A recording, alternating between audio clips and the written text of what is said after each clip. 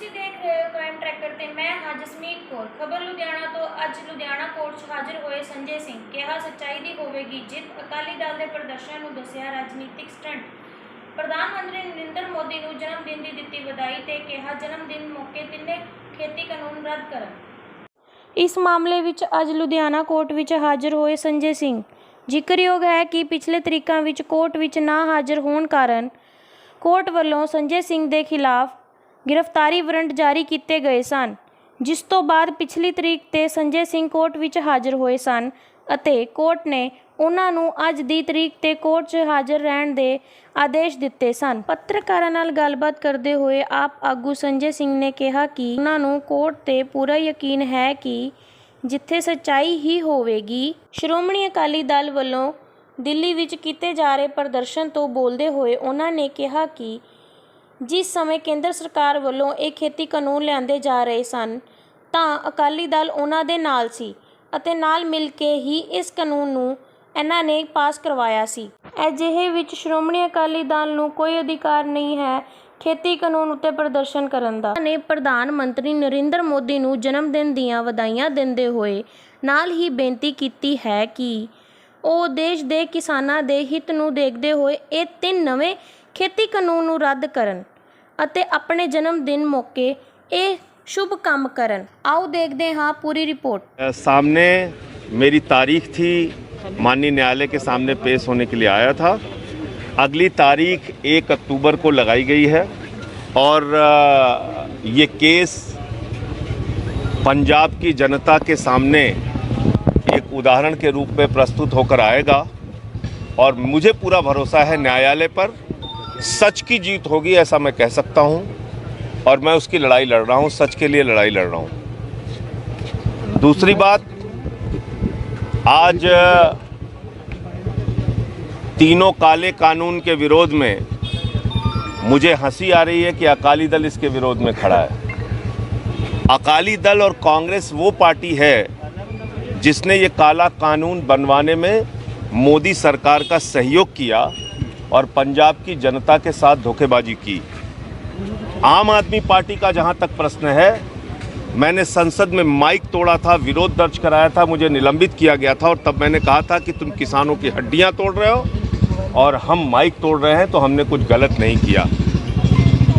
650 से ज़्यादा किसानों ने अब तक आत्महत्याएं की हैं। पूरे हिंदुस्तान का करोड़ों किसान बर्बाद हो चुका है। 10 महीने से सड़कों पर बैठा हुआ है। उसको मवाली कहा जाता है, गुंडा कहा जाता है, आतंकवादी कहा जाता है, पाकिस्तानी कहा जाता है, खालिस्तानी कहा जाता है। मैं ये कहना चाहता हूँ कि जानवर भी जिसका दिया हुआ खाता है उसके प्रति वफादारी निभाता है। मोदी सरकार को ये जवाब देना चाहिए कि वो जिस अन्नदाता को आज मवाली कह रहे हैं उनका दिया हुआ वो भी खाते हैं, उनके विधायक सांसद मंत्री भी खाते हैं और इस देश की जनता भी खाती है। तो इसलिए ये काला कानून, अभी भी मैं कह रहा हूँ, मोदी जी को सद्बुद्धि आ जानी चाहिए। ये कानून वापस ले लो। किसान वापस जाने वाला नहीं है जब तक आप ये कानून वापस नहीं लोगे। सर, आज उनका जन्मदिन है सर, इसके ऊपर आप क्या कहना चाहेंगे? प्रधानमंत्री जी को मैं जन्मदिन पे शुभकामनाएं देते हुए उनसे एक अनुरोध करूंगा, निवेदन करूंगा, विनती करूंगा कि प्रधानमंत्री जी आज आपका जन्मदिन है, मेरी ओर से आपको शुभकामनाएं।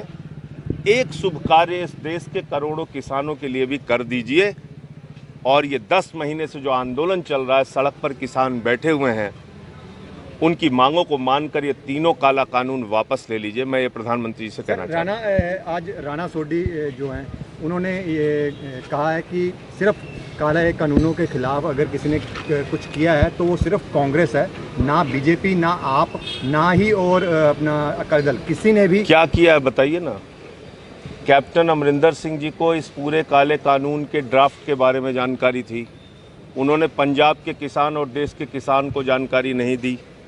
अकाली दल की मंत्री थी बीजेपी के साथ एनडीए गवर्नमेंट में, उनकी जानकारी में ये काला कानून था, उन्होंने हिंदुस्तान के किसानों और पंजाब के किसानों को इसकी जानकारी नहीं दी, इसका विरोध नहीं किया।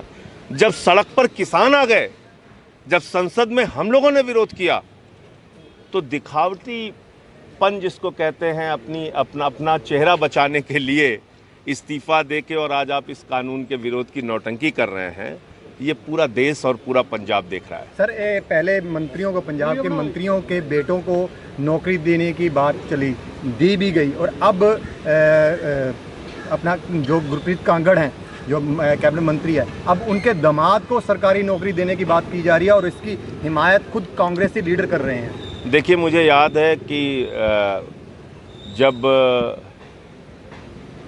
पिछले बार 2017 का चुनाव हो रहा था तो कांग्रेस वालों ने घर घर जाके रोजगार की गारंटी का फॉर्म भरवाया था, रोजगार की गारंटी का कार्ड बांटा था। क्या हुआ उसका? पंजाब को नशा मुक्त करने का वादा किया था, क्या हुआ उसका? किसान को उसकी फसल का दाम देने का वादा किया था, क्या हुआ उसका? ये सारे सवाल हैं। और आप अपने दामाद, अपने बेटे, अपने रिश्तेदारों को नौकरियां दे रहे हैं। तो इसलिए ये सब कुछ देख रही है पंजाब की जनता और आने वाले चुनाव में आम आदमी पार्टी को प्रचंड बहुमत से जिताएगी। अगर सरकार बनती है आम आदमी पार्टी की पंजाब में, तो इनकी सबकी नौकरी वापस ली जाएगी।